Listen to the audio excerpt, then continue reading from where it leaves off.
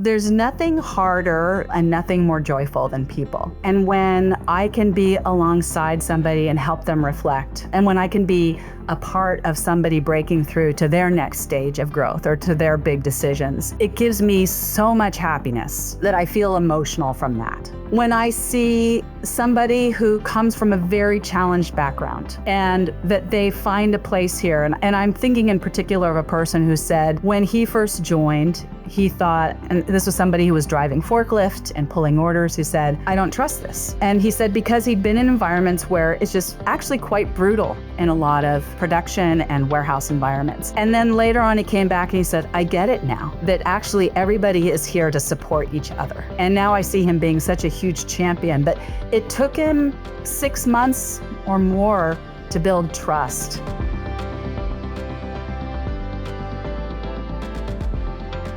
Hello, everyone, and welcome to this week's episode of The Conscious Capitalists with myself, Timothy Henry, and my partner in making the world a better place through business, Raj Sisodia. Good morning, Raj. Good morning, Timothy. I'm just noticing my haircut here on the screen. It's a little radical, I think. Oh, I like that radical haircut. That's just so crazy of you, you know? Hey, well. I thought of getting orange highlights, but I decided not to, Is that man, next time. I'd like the purple, though, if you had to vote. I would go with purple or emerald green. But, I'm Irish, so the emerald green thing is always interesting from my point of view. Hey, I want to talk about somebody who's made a real difference to most of you listeners. If you've ever bought any kind of flavored coffee at any one of the major coffee makers around the world, then you've probably been introduced to this lady's product. Today we have with us Melanie Dulbecco, whose mantra is grow, baby, grow. And that's what she's been doing for 34 years at Torani, where she's been the CEO for 30 of those years. Now, during that time, they've only grown at 20% on average per year. Now, to put that in perspective, 20% average growth means every 4 years, they're doubling in size. So she's done that consistently over the last 30 years. And one of the things we're going to talk about today is the magic behind that, which isn't really magic. It's actually how you treat your people, how you organize the people, and the things that you focus on in terms of your people. So with that in mind, Melanie, welcome. Thank you, Timothy. Thanks, Raj. I'm really happy to be here. I'm looking forward to this conversation together. Well, so let's begin right at the very beginning. Okay, you're a Stanford Business School graduate. You get out of Stanford Business School and you say, I don't know, maybe I should join this little small family business over here and turn it into a global business across 50 countries from Korea to Norway. I mean, what the heck? I was just thinking. So how did that start? How'd that come about? When I went to business school, my intent was to be involved in economic development. I actually thought I might leave business school and join the nonprofit sector. So my whole passion has always been about how do we create meaningful, sustainable opportunities for people in their work and in their lives. And what I discovered in business school was kind of a passion for this idea of business as a force for good, that we can create really good, sustainable work and the right kind of environment by growing a company. And what I loved about Torani when I met the family of this tiny business is that it was in the most economically disadvantaged neighborhood in San Francisco. And I thought, okay, it's an 8-person company, but the people are employed from the neighborhood, and it's a neighborhood that needs jobs. I knew the product. I grew up with it. And I thought we could do something with this. And I really liked the family members, and they were all in on this idea of creating a different kind of business. Wow, I love that. So where did you begin? First of all, you often describe Torani in terms of these different eras or epic periods of time it's gone through. But Right. I think within your time frame, there's been an epic journey in a bunch of sub-eras. How would you describe that first era of you coming in and then eventually taking over? Where did you start? I started by really getting to know the son-in-law of the founders, the grandchildren of the founders, and one of the first things we did, aside from getting the business going, making sure we had all the systems and things ready to go, what I think about is whenever we're in a business, and by the way, the business was described to me by the family as a liquor company when I joined Torani, which is very surprising because we don't make liqueurs and cordials today, right? But that's what we were making. And what I could see is that when you look back in time, we were started by a wife and husband team in 1925. We're a 100-year-old company this year. By the way, we're a 100-year-old company that's never had a layoff. And there's something I'd like to talk about later about that. But we started with a husband and wife team creating and selling product. They brought recipes from Italy. There was a growing immigrant community of Italians in San Francisco, and they missed a taste of home. So they made this product and they sold it to the local shops. And that's how we got started. And then when Prohibition was repealed in the 1930s, they got involved also in making liqueurs and cordials. So Isilda and Ronaldo got licensed as rectifiers of distilled spirit. She was probably one of the first women in the United States to be licensed. Wow. And they started making that in addition to Torani syrups and flavors. So when I started, that's what we were making. But I always think whenever we're in one era, and that was the liqueur and cordial era, the next one is present. It's just that we can't see it. So it's how we tease that out to look for what the strategies and growth and opportunity might be in the next era. So we had invented the flavored latte, but we hadn't popularized it. So that's what we teased out. We focused our business around cafes. We partnered with coffee roasters to go to market so we could bootstrap our own growth. We've always grown that 20% a year through our own cash flow. Wow. And we took off like crazy. And we created a whole new category. It was really fun. We loved it. And that began a very significant trajectory. I think the other thing about building the company internally that was important was to have a meeting with the son-in-law of the founders, Harry, and his daughter, Lisa, about our core values. So we talked about what had been true in our history and what stood out to us about that. How do we behave during the Great Depression? What happened when we hit hard times?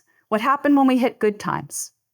And then we talked about what was important to each of us personally, and we combined those to create our core values, which we've used and thrived with through today, including hiring by them, promoting by them, bringing them into our language. I onboard all new team members to those. So I think it's the combination of figuring out strategy and building our culture that has made our company successful over time. I love it. I love it. And when you joined, Melanie, you said there were only 8 employees. Correct.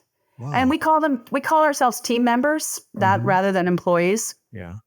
Yeah. So only 8 people were able to do all that. Like that includes manufacturing, distribution, running the business. Like how That's right. We were a tiny little shop. We were less than $1 million in annual revenue. And we were mostly local. We distributed mostly on our own in a green van. And I have to tell you, when the driver was sick, I went out and did deliveries. I did the hand truck. I had to find parking on the street, figure things out. And I thought, this is not scalable. We're going to have to operate really differently. But we had a really outstanding external coach, a gentleman who'd retired from the coffee business, who really understood coffee roasters. And he helped us. He was a great mentor on distribution. And we realized if we went to market with others, we could create a circle of success. So coffee roasters were already in cafes, educating on their coffee, delivering their coffee. And so we partnered with them to distribute. And then we could share in the proceeds in that way. Oh, wow. So that was sort of a breakthrough business model that you sort of built this around, that was sort of taking, in a sense, a stakeholder approach of sort of saying, working with other partners, how can we create a win-win situation here that will work? And what was the next step after that? Because obviously that increased your distribution significantly. What would be another milestone where, almost from the sort of strategy and marketing point of view, you made a couple breakthroughs? We have, and we're in a different era now, and we're entering a new era. We're in the consumer era. We're entering the experience era. I can share more about that. But another thing that's happened is I found that as a mid-market growth company, there are certain stages of growth, certain milestones Yeah. where things have to change quite a lot. Yeah. And where my leadership style and the leadership style of our team had to change and evolve. It's as the business becomes larger and more complex. And what I look at is kind of revenue milestones, number of people, complexity of business. But roughly, I Ooh. found it to be consistent across other companies at around $50 million in revenue, about 100 people. Um, Yep. Complexity increases. It's partly about the number of people, also about the number of positions that there are, right? Yeah. And I really had to change my leadership style at that point because you can get involved in almost everything for a while, right? And then you have to really think about how do you work with a team and elevate a team to work really well together. And then around $100 million in revenue. How do you build out that next layer of talent, the next group of people who are really great at leading projects and leading channels and working with customers? Around 250, another time where we had to grow. $500 million, another big change. And now what we do is learn our way into the next stage. So one of the things that has been really helpful is to create journeys by which we learn together about what challenges we'll face at the next stage of growth. And we look all over the place for people who've been there, done that, and talk with them. So for example, at one of the Conscious Capitalism CEO summits, we got to hear from Jim Weber, the former CEO of Brooks Running. And he'd been there, done that. And so I could stop and talk with Jim in the hallway and say, Jim, we're on this journey. We're here. We're going there. He says, oh, well, you need to scale your culture. And we have a lot of experience with that. And he was so generous, got on a Zoom call with our team and talked with us 2 different occasions about the challenges that they faced and how they navigated that. So it's talking to people who've been there who help us then prepare for the next stage of growth. And so we lean into that future together. Well, we often say that, an organization can't be more conscious than the level of consciousness of the leader. And you've probably heard John Mackey maybe talk at one point how he felt that he held Whole Foods back at a certain point in Mm, growing to the next level. So he had to go and do some growth himself. And right. you've just sort of whizzed by it and said, yeah, we keep growing at 20% a year. But your journey, what was because that's a huge evolution from 8 people and, what must have been $1 million to 400 team members today and 500 million. That's a huge journey. And for you, how have you developed as a leader? What's been critical for your journey? Yeah, I wouldn't say that I whizzed by it, Timothy. I would say that I've really had to think about it, especially at Hmm. certain inflection points. So, as we were knocking on the door of 50 million, I was really struggling. I was having a hard time. And I think I got to the point that I wondered if I was the right leader for the next stage of growth of the organization. And I think the family members who comprise the board were wondering the same thing. I don't think that. I know that because we had conversations about it afterwards. But, you know, I thought, I'll be damned if I don't get the company on a great track before I make that determination and figured out how to navigate into the next era of growth. So I think a growth mindset is really, really important. One of the things that I notice is that a lot of people who graduate from school, whether it's an undergraduate degree or advanced degree, or people who've been in a role for a while think, I know how this is done. I've done my learning. And Mm. learning never stops. It never stops. The way we do things now won't be the way we do things tomorrow. The conditions and the environment around us will be different. Technologies will change. New people come into the organization. So we have to keep learning. And I think that's been My mantra that grow, baby, grow means not only, it means individual, team, Yeah. the whole company grows. And Yeah. when we look at what creates success of a company, most people look at financials as their indicator of success. We think of that as the trailing indicator of success. You can look back and see a track record, but not necessarily what created it. So we think about the leading indicator being the learning, growth, and development of a team. And that includes everyone in the organization, from frontline team members in manufacturing and distribution to our executive team. It's throughout the entire organization. So grow, baby, grow is one of our core values, and it's a way we talk about learning and development and growth. I want to probe a little bit more on that, because I think growth is one of those areas where a lot of companies kind of develop a compulsion to grow. We have to grow by this number, Right. Yeah. particular set of milestones that they want to hit. But on the other hand, there's the idea of human beings are meant to grow, right? So Richard Leider says the default human purpose is to grow and to give. Mm. The more you grow, the more you can give, and that's a virtuous cycle that continues, right? But we are to become who we are capable of becoming, and creating that, what also some people call a deliberately developmental organization. Sounds like Mm-hmm. what you're doing, right? So that is a healthy kind of growth. That is the essential growth, right, that we have to have. So when you just talk about growth in terms of revenues versus growth in terms of, as you said, the people, the team members, the company, for even the customer, you're talking about the customer themselves Yes. growing, as well. I think that's a very different approach, and then you almost then have an obligation to grow, not a compulsion to grow, right? We are called to grow as humans, as teams, as groups, as organizations, right? Yes. And I think of it, rather than thinking about profit, we think about value that's created and opportunity that's created.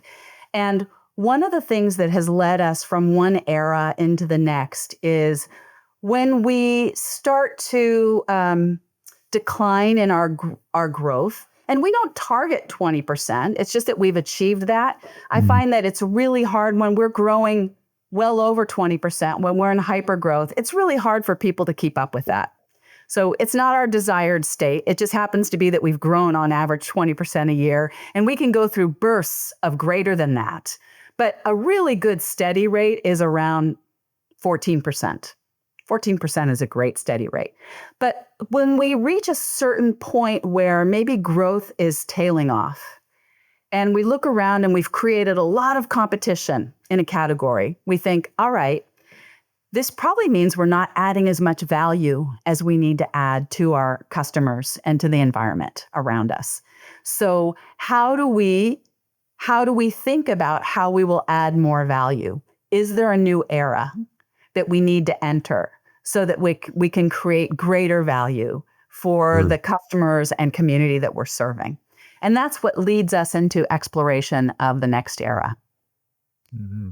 And then talk about the way that you talk about something called contribution management, Mm-hmm. your approach to performance evaluation or helping people grow.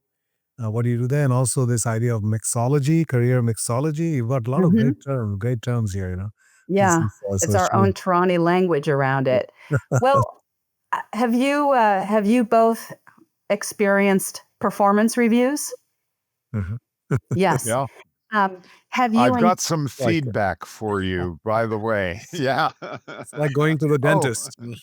I I I experienced performance reviews in my past, and even when they were complimentary, I felt them a really poor experience, because it's not generally a conversation, and it's oriented towards past performance. It's usually the manager telling the individual how they've done. It's a telling experience, not so much a conversation.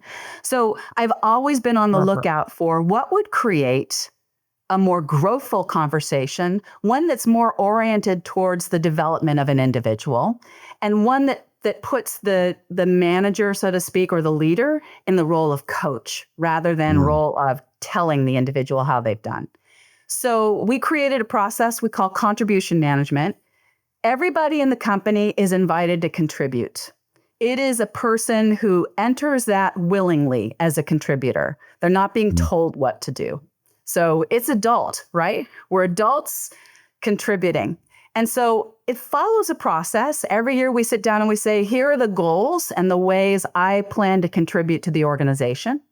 And there's a conversation about that and alignment on the goals and a sharing back and forth between the leader and the individual on their team. And then at least a quarter of the conversation, if not more, is about the individual's learning, growth, and development. And this happens across our company. If I'm a frontline team member in manufacturing, I'm having that conversation. I'm also having that conversation in my role with the chair of the board. So all of us in the company think about how we're going to learn, grow, and develop. And then it's the leader's role to help that individual exercise those interests, reflect on those interests. And it's a way that we create and open up all kinds of potential for people. I love that. I love that. And I particularly love the part of, they're adults and, it's an adult to adult discussion. Yes. And what I want to probe on, because so often people say, oh, that's people-centric stuff. That's soft. And oh yeah, isn't that nice? You have that kind of conversation. And you're a high performance organization. This isn't about lowering standards, right? And I'm wondering, how do you balance that focus on value contribution and this idea of performance? And we expect people to grow and learn and develop. And how do you balance that dialogue? With the squishy part of it, you mean? Yeah, well, yes, because some people, again, looking from the outside, people go, oh, that's lovely. You have this nice contribution dialogue and da, da, da, da. But what about performance? And how are you tying that to the performance of the business and blah, blah, blah. And it's like, no, this isn't an either or, it's an and. Here's the and bit. Right. I've heard that. And people I'm think, shocked. I'm shocked that you've heard that. Really? we couldn't really speak out loud about this, about feeling the sense of love in the workplace. And I know, Raj, you've done a lot of exploration of this. Really inviting people to contribute. People thought of it as being really squishy and fluffy. Yep. But all you need to do is look at our performance.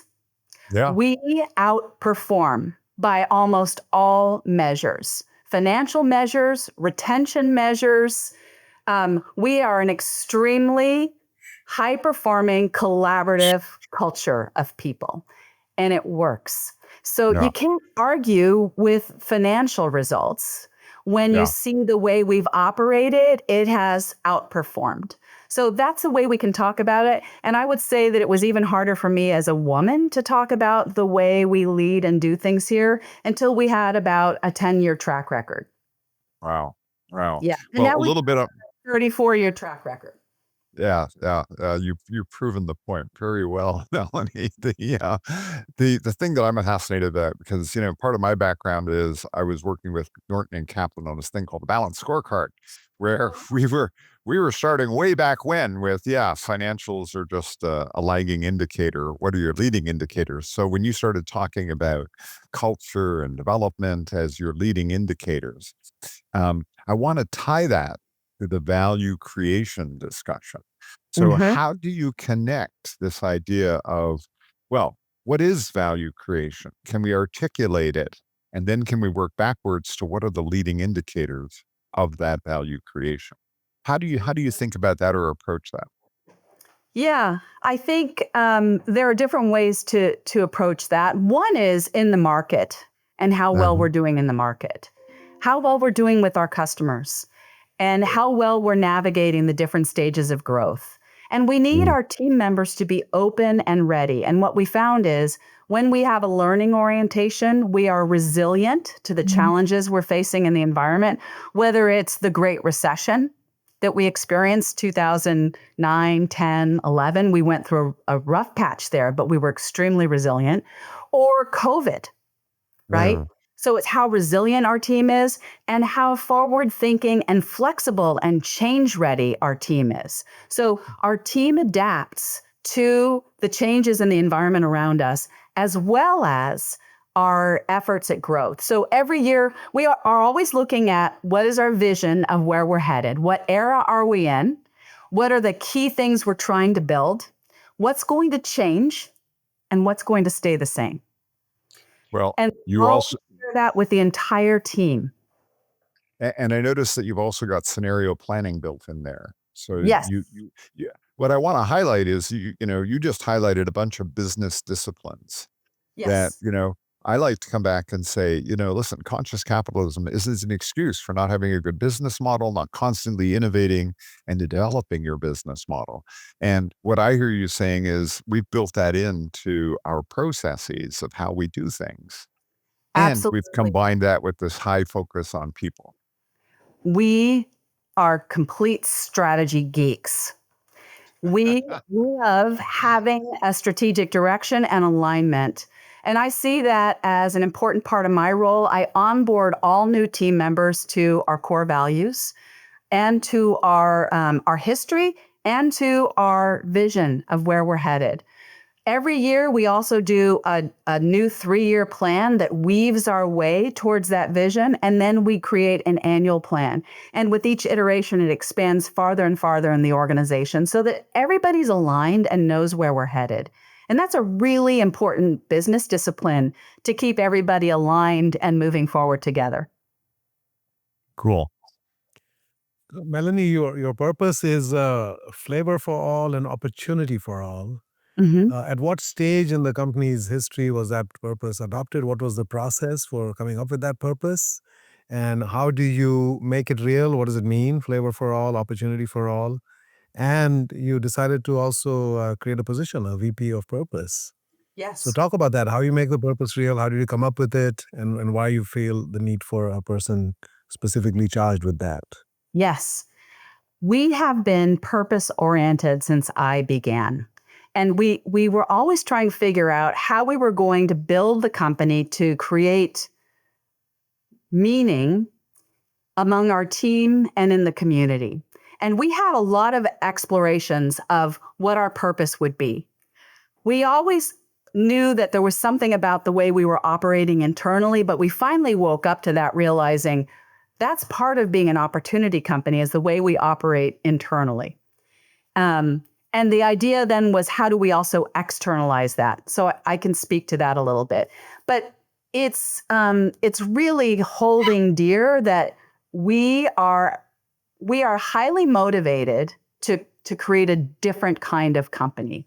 We believe that businesses can and should create more opportunities for people to make it economically and in learning, growth, and development. And that includes people from all walks of life. So we talk about flavor being not only what we make, but it's also what each of us brings. So we think about the people in our company who come from every imaginable socioeconomic background, racial, gender, people who were born and raised in over 40 different countries who found the United States their home. And people who come with all different ages, perspectives, and other things. We work so productively together with that kind of mix. And it also reflects our customers. So we love that. So flavor's what we make and what we bring and reflects our customers. And then as an opportunity company, it's about how do we create opportunity internally? How do we operate the business in a way that really unearths that and questions traditional business practices to unearth that? And then how do we bring it into community in a more meaningful way? Creating the VP of Purpose and Strategic Mobilization role, which we did a little over a year ago with a person who'd been internal, who'd been just brilliant, has really unlocked a lot of community engagement around that. So I'm really excited that we have a role for that now as well. And we work extremely closely together. All of us in Torani own our purpose. Having a role in that regard is also helpful. Wow. I Can love we that. just You also, pause? Timothy, 1 second. I'm getting a lot of choppy sound. I think my connection might be the problem. You guys can hear each other okay? And Can you hear me all right? okay?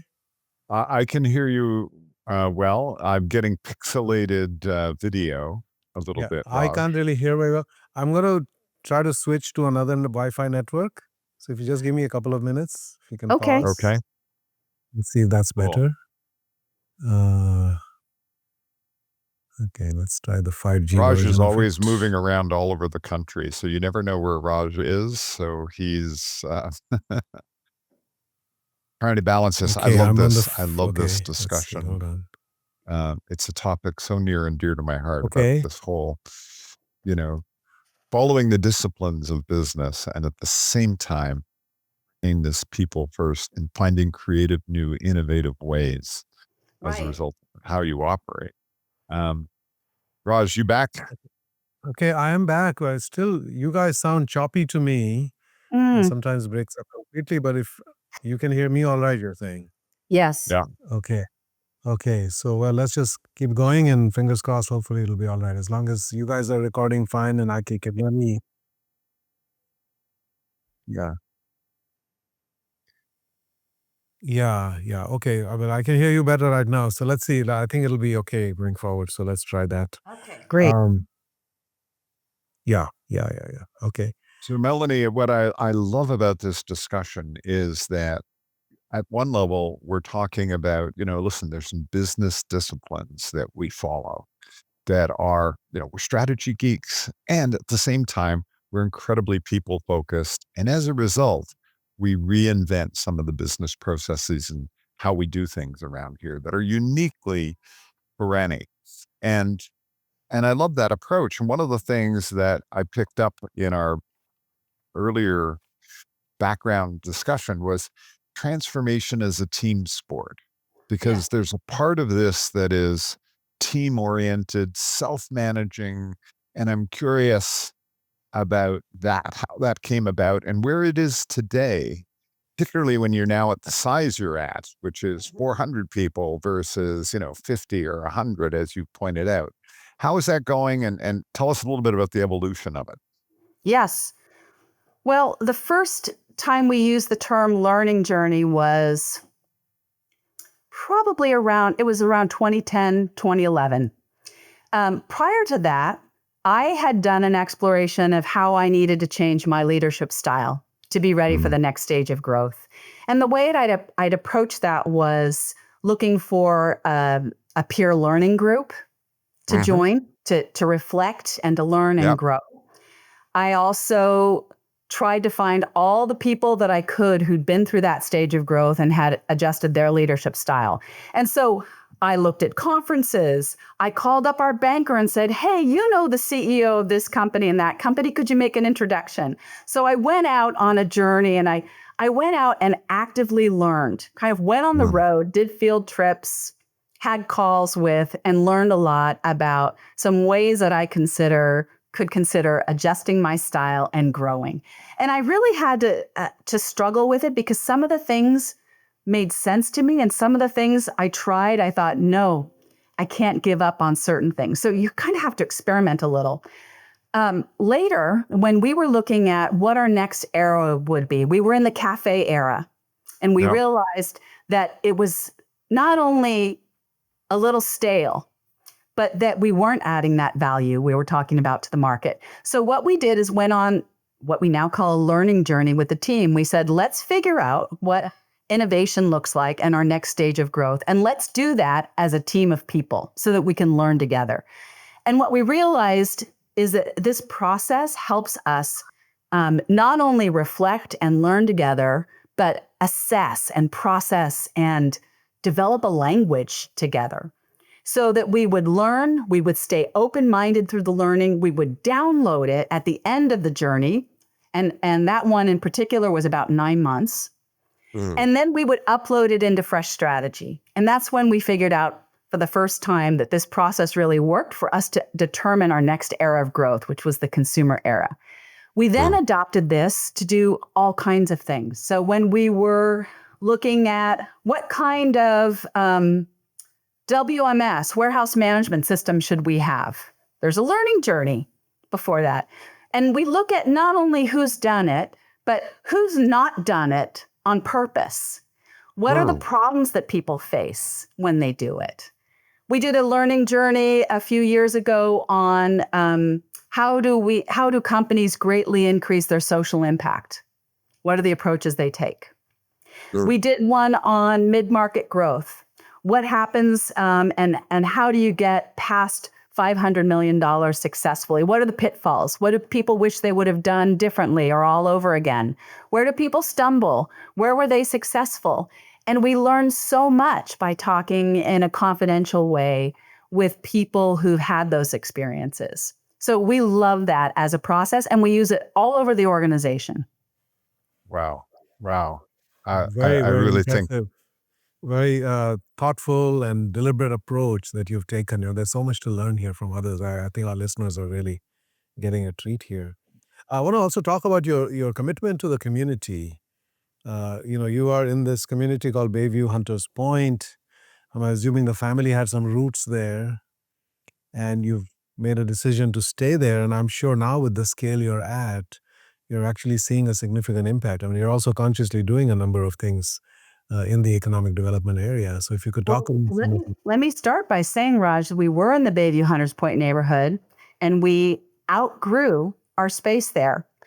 I went to the mayor's office in San Francisco, talked with them about our interest in staying in the city, and they said, you know what? This is their Office of Economic Development. You need truck access, you need shipping lanes. That's not going to be accessible in San Francisco. We're focused on biotech. You should really move out of the area. So we did. We moved to South San Francisco, and we were there for 25 years. And it was very close to the Bayview. So we still had the same folks. But then we expanded and grew in South San Francisco and outgrew our space there. And it was like a moment of breathing into a paper bag. Like, how are we going to expand? We're not able to serve our customers if we're not able to secure more space. And so we put together a team to look at where would our next home be? Where would we move? And what do you suspect that team would come up with? back to Of course, home. it was, of course, one of the obvious options was to move out of the area, to even move out of state. So when you look at a move from a purely financial perspective, that's where it leads you, because there's the lure of tax incentives. There's the lure of, let's face it, maybe easier to do business, some lower costs, and it's really attractive. And so the team discussed that with me and with our board of directors. And we said, you know what? Our momentum and our growth is not by accident. It's from our team that's created that growth. The way we work together has created that momentum.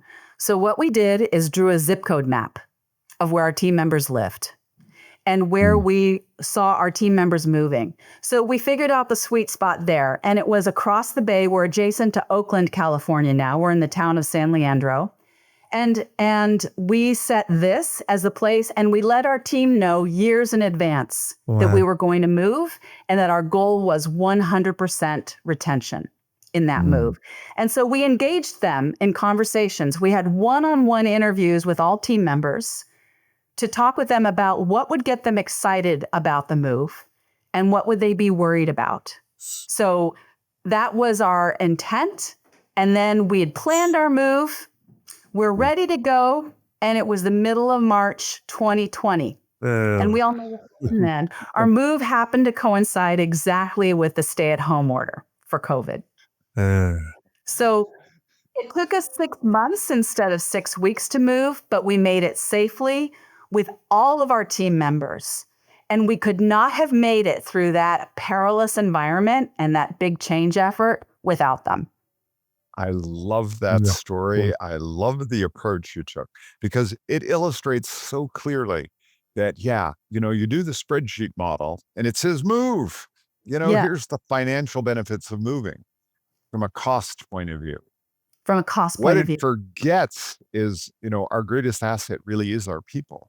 And It's it the doesn't value that's calculate created. the value of our people and how we create value. And Yeah. that intangible asset doesn't show up in that spreadsheet. And I'm fascinated by your view on that, because we've had this discussion about intangible assets really creating value, and people wave their hands and go, yeah. But let me go back to the spreadsheet. And I'm curious, how do you articulate that to an outside crowd around, guys, it's intangible assets that are actually our competitive advantage and how we drive value? I think that the results show. So we made this move. We made it with this in mind. We had the retention. And now we can say, all right, that started in 2020. What are the results since then? All right. Continued 20% year over year growth since then for the past 5 years. We have continued to serve our customers over that period of time to merit that growth. We have very high retention of our team. And I was looking at the Bureau of Labor Statistics. California had 3 million manufacturing jobs at its peak. And that was in around the early 80s into the mid 80s. And now we have 1.3 million manufacturing jobs in California. We are still the state with the most manufacturing jobs. And we make things. So we're a maker. We're part of that group. And almost all manufacturers were leaving the state. So I think it's important to tell the stories of why you would stay and why the team merits it, because our communities here, so it's not the Bayview Hunters Point anymore, but it's this broader Bay Area community. And a lot of people who used to live in the Bayview have moved to the East Bay, right? In search of opportunity, lower cost of housing, and some other things. So we see it more as a region. But tech had taken over the Bay Area. So even though California manufacturing jobs had declined, they had declined dramatically in the Bay Area. We have become tech dominated here. And that's not for everyone. It's wonderful. I embrace that. And we need a diversity of jobs and companies in an area. So I always think about how we provide stepping stones of opportunity for people from all walks of life with different interests and different talents. And we need that mix in our community so that we can help people build their lives and build their communities and families and otherwise. So we're a very big part of that. So retention is very high. When I look at, again, the Bureau of Labor Statistics shows that manufacturing companies across the United States over the last 2 to 3 years have had turnover of between 19 to 29%. That to me sounds like a crisis. And yet we treat that as normal. And I think about the terrible waste in that, the waste in opportunity, but also the waste in the investment. Because in a sense, we're mindlessly investing in that kind of turnover. So I think about, how do we reconsider compensation? How do we get to above market pay and better? How do we create shared success and even ownership among all frontline team members? So I think, how do we mindfully invest in our team instead of in that kind of turnover? So when we look at these kinds of metrics, in terms of growth and financial performance and retention and in expansion, that it shows that that decision was right. And then we question all the other things to build our company in the way that we feel really proud. Brilliant. Brilliant. And Melanie, so we've touched upon all the stakeholders, I think, and the one that we haven't talked so far, where you also do really conscious things, is with your partners, your suppliers. Yes. You have a philosophy, I think, of paying them well, and this idea of always leave a nickel on the table. Talk about that phrase and what it means and how that has impacted your business. I'm sure you have very close and long-lasting supply relationships. Exactly. We, I learned a lot from Harry Lucetta, who was the son-in-law of the founders and who led the company from the mid-1950s until he passed the torch to me. And I loved working with a gentleman who was from a different generation, who was extremely thoughtful about all of our relationships. And he talked about leave a nickel on the table, that most people think in a transactional way with our supplier partners. We think of them as partners, to squeeze every last penny from them. And Harry's philosophy was leave a nickel on the table and work with these folks like long-term partners. And when we hit rough times, they'll be there for us. And when we hit success, they'll be there for us. So we've continued that philosophy. We've built an incredible procurement team. We have really strong, very long-lasting partner relationships. And we think about them not unlike customer relationships. How do we have relationships for decades? How do we grow together? How do we share plans with each other and partner in ways that create mutual success? So it's always about mutual success. And yes, sometimes there's some pretty tough negotiating. Let's face it. Sometimes that's required.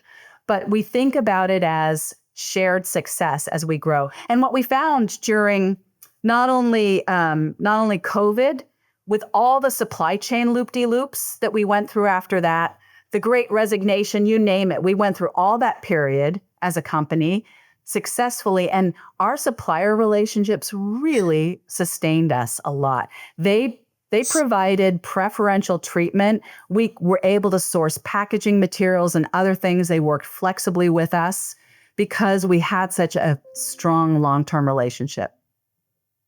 Yeah, that's great. I think we talk about treat your suppliers like they are your customers, because the best Yes, suppliers do have a choice. They could go and work with somebody else, right? right. One of those elements also, and we're seeing this in Mexico with some of the companies we're working with, and we're encouraging them. Please pay your suppliers quickly. Don't make it 60 days, 90 days, etc. And the smaller the supplier, the more quickly you should try to pay them, because otherwise they end up borrowing money in order to pay their own employees. And Yes, and that's really a big strain on them, So I we think, subscribe to that. yeah, Yes. Yeah. So wonderful. I want to build on this a little bit because one, you're entering a new era. You talked about Hmm. the experience era. And I Hmm. want to combine that with the thought that we're in a period of radical uncertainty, Yes. right? Whether it be geopolitical, economic, forecasts for the next 12 or 24 months, who Yes. knows? Whether you talk about technology, and whether it's robotics or AI or nanotechnology Yes. or biotechnology or blockchain, there's just a wave of disruption coming from a technological and from a political economic situation. How do you hold true to your vision around we're in a new era Hmm. and manage this period of radical uncertainty where even in the next 12 months, who knows? Right. I think it's all about fully embracing that. About 3 years ago, we were in the consumer era. It's going well. We're growing quickly. We've navigated quite well. But we started to look at the environment around us and Mm, realized it was time to consider something new. And there were two factors that led to that. One is the radical change in technology, right? mm, I mean, you just look at when ChatGPT came onto the scene and how that changed everyone's view of AI. There's automation, there's all kinds of change in technology. The other thing that we saw is that there's a blending, especially with young people, there's a mm. blending of a virtual online life and life in person, right? Um, so that kind of thing, and that experiences matter. And how do we look at the way people see the world so differently when there's an online world and an in real life world, right? Mm. So we created the experience era as our next era. And in that, we think about our embrace of technology and our embrace of experience. We have a product that is sensory. We believe that people are craving experiences to come together. And Mm. we can be a part of that, and we can help create a context for people coming together. So we want people to be able to access things and be in their virtual online world when they want to, and to create a context to bring people together when people do come together. And then in terms of technology, we think automate and elevate jobs. So in a lot of Mm. environments, it's automate and eliminate. So we think, how do we engage people in the design of not just new technology, new processes that will utilize those new technologies and elevate their work so that they're able to elevate and do the next stage work. So we embrace automation, we continue to grow and add new jobs, but we add more technical roles. And our idea, again, is stepping stones to new and elevated technical work so that we can also pay more. Yeah. Oh, I love that. I love that phrase, automate and elevate. That's going to get a lot of traction. I want to go back to the experience part because Yeah. I'd love you to give an example of what that means because it sounds great. The idea that we want to bring people together to have experiences. What does that practically mean? Yeah. Because, I mean, after all, you're a flavoring company, you know? So tell me more about how Yeah. that actually plays out for you folks. Well, think about a cafe. When you go to a cafe, you think about people at tables. Maybe you're there on your own, but you're in your other place where you're in a Mm. community of people. And maybe you're gathering there with friends to chat over things. People do that at home too. People have a community. And when you could put out 3 bottles of Torani and some sparkling water, you put that in front of some teenagers and they're going to make their own mix or match and they can communicate and express themselves that way, right? And we see that happening all over the place, all over the country and all over the world. And when we talk about the experience era, we said we're going to lean into this era. We have to define what it means. So, Mm. Timothy, you ask a great question. We're in an exploration mode about what that looks like. So, one of the things that we're doing to experiment, and we always think experiment, make an investment in an experiment, put your heart into it, try it out, evaluate it, and then go on to the next thing. So we are actually experimenting right now with a pop-up experience that we've had traveling around the country. So we created like a mini flavor factory experience for people where they can experiment. And it was just in Seattle this past weekend. It'll be in Austin coming up later this fall. It's going to Phoenix. We were in New York. We were in San Francisco. So we're traveling around. And what's been amazing is the number of people who've come. We have people lined up. It just shocked Mm. us. When we did our first one in San Francisco, we had people who arrived 3 hours early. And we thought, we're throwing this party. Everybody come. And we ended up having 1,000 people a day. And we realized, hey, we not only had to create the experience, but we were going to engage in line.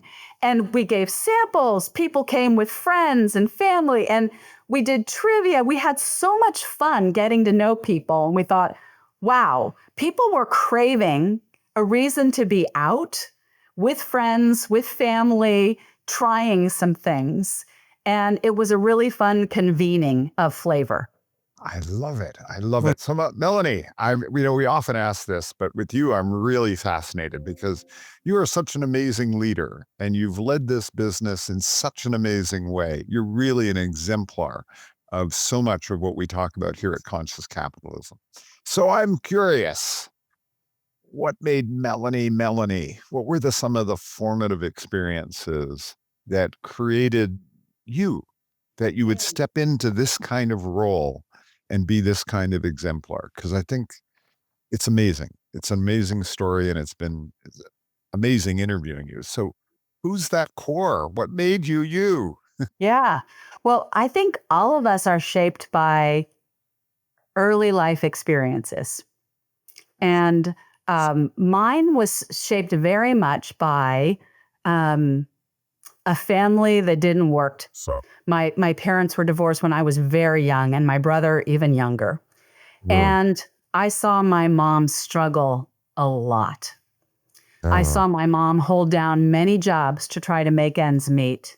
And I saw her struggle in ways that my father didn't. Mm. And I remember thinking as a kid, why is it so hard for her and not for my dad? And I couldn't articulate it that well then as a child, Mm. right? Sure, But sure. it was deep rooted, and I think it built a passion in me for figuring out how to how not only to be independent and successful myself, but how do you create that for others? And then I had another experience when I was a kid. My dad got remarried.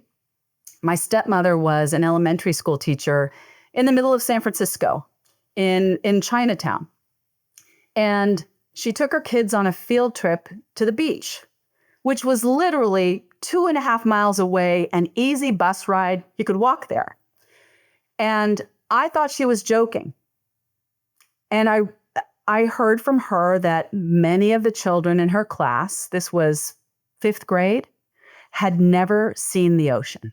And I thought, how could we live so near each other and have such different experiences? The world was a few blocks to them.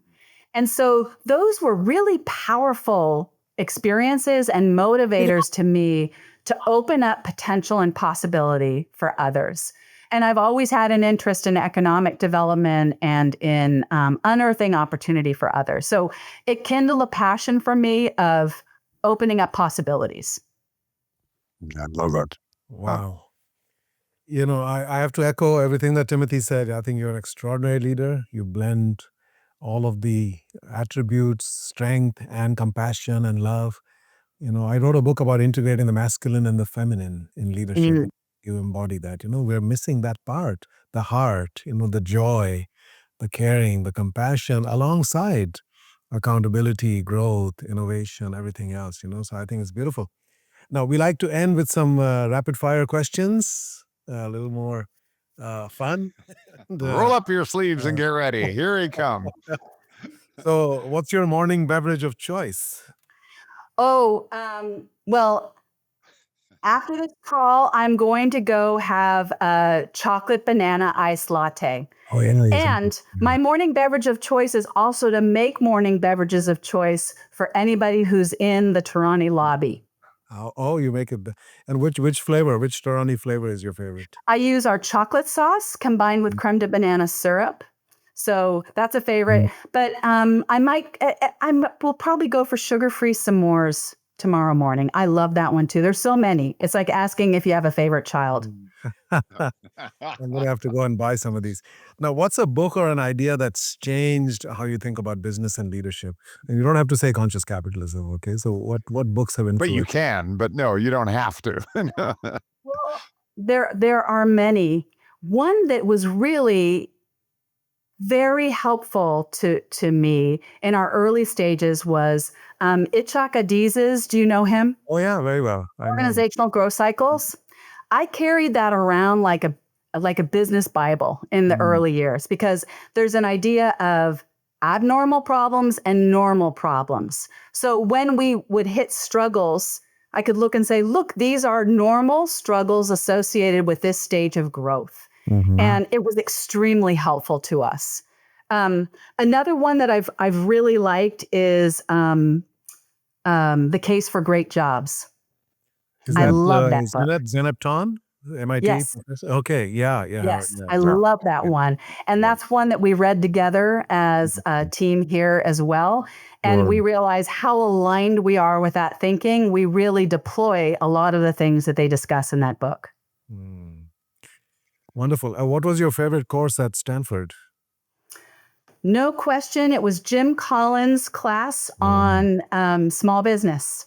Oh, wow. It was really integrative thinking about how to run a small growth company.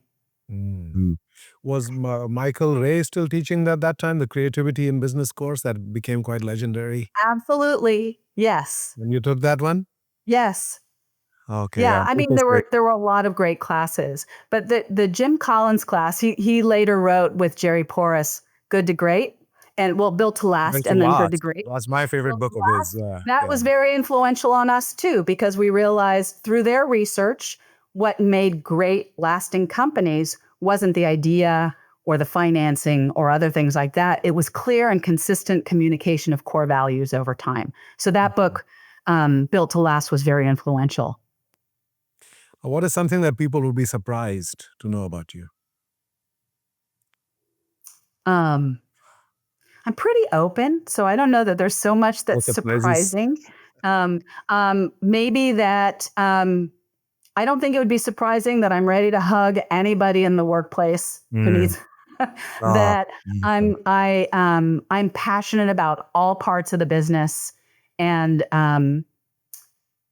I don't know that there's anything surprising. I think it's the combination of really fierce business competition along with love that makes this work.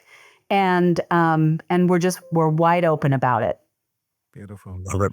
I love Now, it. if you could share a coffee with anybody from history, it doesn't have to be just one. Like, who would you want to spend that time with? You know, I've often thought about history, and I think it's more that we need to reach out to people and do that now. I would like to invite the two of you to come and share a coffee here. I think when there's somebody that we think we could learn from and have a discussion with, we sit down and do it.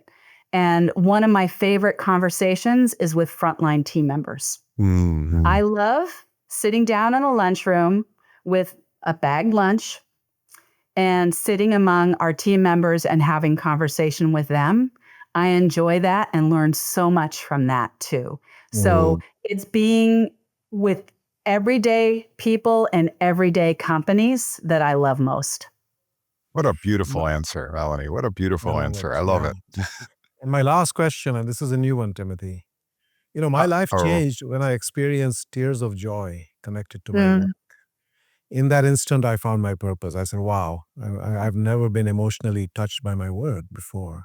There I am now, literally crying tears of joy.